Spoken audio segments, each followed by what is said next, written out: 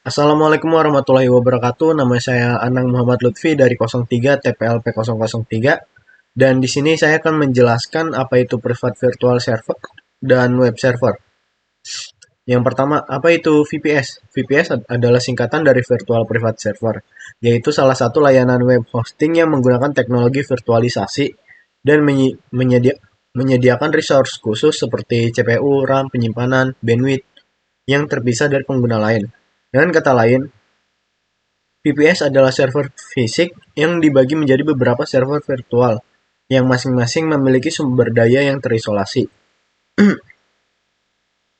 Cara kerja VPS. VPS bekerja dengan cara memanfaatkan teknologi virtualisasi. Teknologi virtualisasi memungkinkan satu server fisik untuk dibagi menjadi beberapa server virtual yang masing-masing memiliki daya yang terisolasi. Sumber daya tersebut dapat berupa CPU, RAM, penyimpanan, dan bandwidth. Proses virtualisasi dilakukan oleh software virtualisasi seperti VMware, VirtualBox, atau Hyper-V. Software virtualisasi ini akan membuat beberapa mesin virtual atau VM pada server fisik. Masing-masing VM akan memiliki sumber daya yang terisolasi dari VM lainnya. Kelebihan VPS. VPS memiliki beberapa kelebihan dibandingkan dengan jenis web hosting lainnya, seperti shared hosting dan dedicated hosting. Kelebihan-kelebihan tersebut antara lain, satu, sumber daya yang terdedikasi. VPS menyediakan sumber daya yang terdedikasi untuk setiap pengguna. Hal ini berbeda dengan shared hosting di mana pengguna berbagi sumber daya dengan penggunaan lainnya. Kontrol yang lebih besar. Pengguna VPS memiliki kontrol yang lebih besar atas server mereka. Mereka dapat memilih sistem operasi aplikasi dan konfigurasi server kebutuhan mereka. Yang ketiga, fleksibilitas yang lebih tinggi. VPS lebih fleksibel dibandingkan dengan dedicated hosting. Pengguna VPS dapat dengan mudah meningkatkan atau menurunkan sumber daya sesuai kebutuhan mereka. Kekurangan VPS. VPS juga memiliki beberapa kekurangan antara lain. Biaya yang lebih tinggi. Biasanya lebih mahal dibandingkan dengan shared hosting. Dan yang kedua, kebutuhan teknis yang lebih tinggi. Pengguna VPS perlu memiliki pengetahuan teknis yang lebih tinggi untuk mengelola server mereka. Yang selanjutnya, jenis-jenis VPS. VPS dapat dibagi menjadi beberapa jenis berdasarkan beberapa faktor, seperti satu, jenis sistem operasi. VPS dapat diinstal dengan berbagai sistem operasi seperti Linux, Linux Server, Windows Server, atau FreeBSD. Jenis prosesor. VPS dapat menggunakan berbagai jenis prosesor seperti Intel, AMD, atau ARM. Jenis penyimpanan. VPS dapat menggunakan berbagai jenis penyimpanan seperti HDD, SSD, atau NVMe. Kesimpulannya, VPS adalah pilihan yang tepat bagi semua pengguna yang membutuhkan sumber daya yang lebih besar dan kontrol yang lebih besar atas server mereka. VPS juga cocok untuk pengguna yang membutuhkan fleksibilitas yang lebih tinggi. Selanjutnya, pengertian web server. Web server adalah sebuah perangkat lunak yang berfungsi untuk memberikan layanan berupa data yang berfungsi menerima permintaan HTTP atau HTTPS dari klien yang dikenal sebagai web browser. Web server biasanya diinstal pada sebuah server fisik atau virtual. Fungsi utama web server adalah untuk menyimpan dan mengirimkan file-file web kepada klien. File web tersebut dapat berupa dokumen HTML, CSS, JavaScript, dan lainnya. Selain itu, web server juga dapat digunakan untuk menjalankan aplikasi seperti blog, forum, e-commerce, dan lainnya. Jenis-jenis web server. Ada banyak jenis web server yang tersedia di pasaran. Beberapa jenis web server yang populer antara lain Apache. Apache adalah web server paling populer di dunia. Apache adalah web server open source yang dapat diinstal pada berbagai sistem operasi seperti Linux, Windows, dan macOS. Nginx adalah web server yang cepat dan efisien. Nginx adalah web server open source yang dapat diinstal pada berbagai sistem operasi seperti Linux, Windows, dan macOS. IIS adalah server yang dikembangkan oleh Microsoft. IIS adalah web server yang hanya dapat diinstal pada sistem operasi Windows. Yang keempat, Lightspeed. Lightspeed adalah web server yang cepat dan stabil. Lightspeed adalah web server open source yang dapat diinstal pada sistem operasi Linux. Kesimpulannya, web server adalah komponen penting dari sebuah website. Web server berfungsi untuk menyimpan dan mengirimkan file-file kepada klien. Dan di sini saya akan mendemokan bagaimana cara menginstal web server pada operasi sistem Linux server. Yang pertama, kita ke aplikasi putih, lalu login sebagai root dan masukkan passwordnya. Dan di sini saya menggunakan virtualmin dan webmin agar dapat memproses lebih mudah. Yang di sini saya akan memasukkan perintah wget http softwarevirtualmin.com dan bin shi install.sh. Dengan menggunakan virtualmin, di sini saya sudah menginstal dengan otomatis menginstal Apache, DBMS atau database, dan PHP. Ya.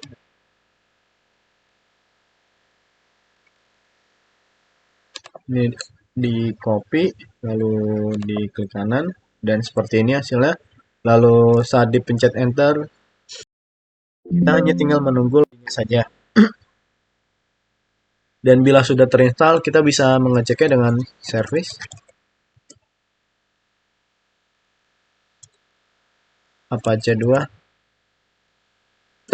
Status untuk melihat apakah Apache 2-nya sudah berjalan atau belum. Dan di sini sudah running. Lalu selanjutnya kita cek apakah DBMS-nya sudah berjalan. Di sini saya menggunakan MariaDB. Dan sudah berjalan. Selanjutnya saya akan mengecek PHP versi berapa pada Linux saya dengan cara php minver.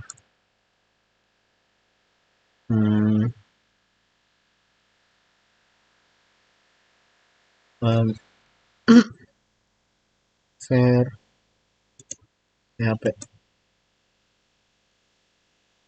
Dan di sini kita dapat melihat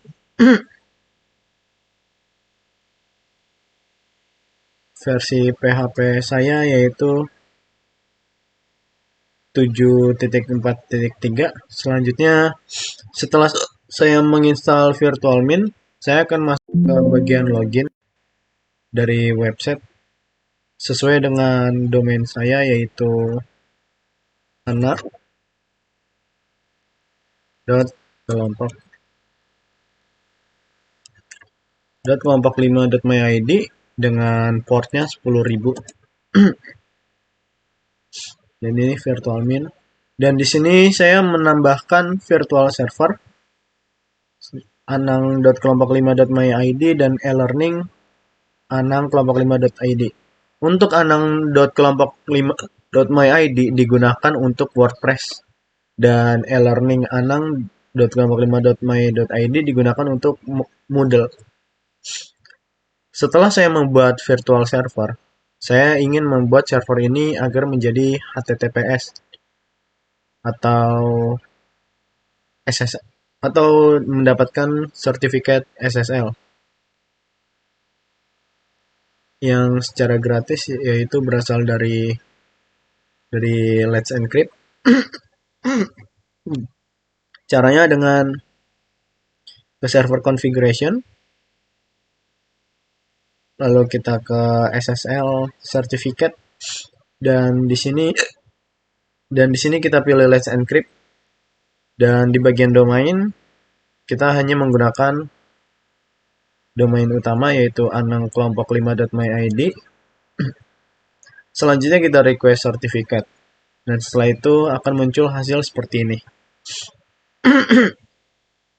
Dan untuk itu anang.kelompok5.my.id sudah bisa diakses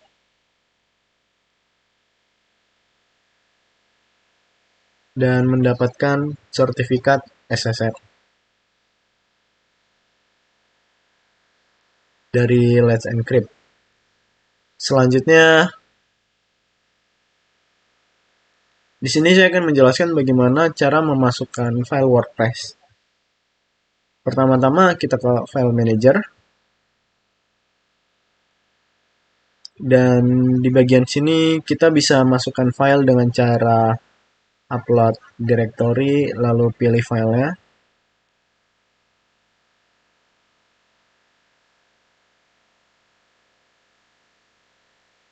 Dan nah,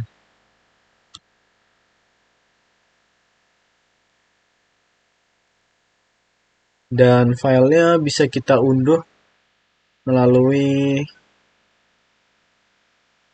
WordPress file.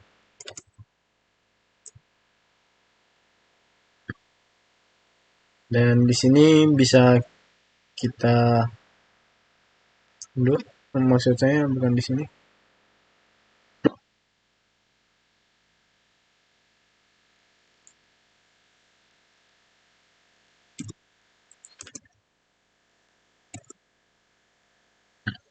Kita bisa mengunduhnya di sini dengan versi 6.4.2. Setelah diunduh, kita akan memasukkannya di file sini. Klik upload lalu drop ke bagian sini dan kita klik upload. Hingga hasilnya seperti ini. Dan bila sudah seperti ini bisa kita akses sesuai dengan domain yang telah kita buat. anang.kelompok5.id. Dan hasilnya sebelum WordPress ini jadi, hasilnya kita akan melakukan pengisian data. Dan itu bisa diikuti sesuai dengan ketentuannya. Namun sebelum itu kita harus membuat database dengan cara server configuration. Maksud saya ke webmin, lalu ke bagian server dan pilih MySQL database. Di sini saya telah membuat database WordPress dengan nama WordPress dan user permissionnya dengan nama WordPress juga. Cara menambahkannya yaitu isi username, lalu masukkan password dan hostnya ini, lalu pilih semua permission dengan cara kita blok. Jika membuat database, kita bisa membuat dari create new database, lalu tinggal masukkan saja nama databasenya dan create. Setelah mengikuti step by stepnya, WordPress kita bisa siap digunakan. Dan ini hasil WordPress saya. Lalu untuk Moodle,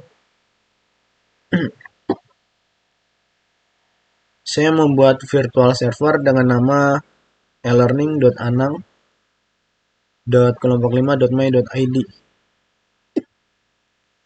Oh ya, cara membuat virtual server adalah dengan create virtual server, lalu masukkan nama domain yang ingin dibuat, deskripsi, dan masukkan password. Selanjutnya kita create server. Di sini elearning anang kelompok 5.my.id setelah menggunakan SSL sama seperti tadi dengan cara masuk ke server konfigurasi lalu SSL sertifikat dan ke bagian let and script kita masukkan domain elearning anang kelompok 5.my.id lalu kita request sertifikat dan ini hasilnya. Selanjutnya membuat database untuk Moodle dengan ke webmin lalu ke sistem di bagian maksud saya ke server dan di bagian MySQL database kita buat yaitu namanya Moodle_dev untuk database-nya. Dan untuk user permission-nya menggunakan Moodle_user. Di sini sama seperti WordPress, permission-nya kita blok semua agar bisa mendapatkan akses. lalu keluar. Selanjutnya di bagian cara memasukkan filenya ke dalam virtualmin dengan cara buka file manager, dan di bagian sini kita upload file juga seperti WordPress. Dan ini adalah file modelnya, yaitu versi 3.8.9. Klik open dan kita upload. Maka hasilnya akan seperti ini. Setelah itu bisa kita akses modelnya dengan cara masukkan domain yang telah kita buat, yaitu elearning.my.id. Dan ini tampilan sudah jadinya. Namun sebelum tampilan ini muncul, akan ada beberapa pertanyaan seperti username atau mengenai data diri. Setelah diselesaikan semua, maka hasilnya akan seperti ini. Mungkin hanya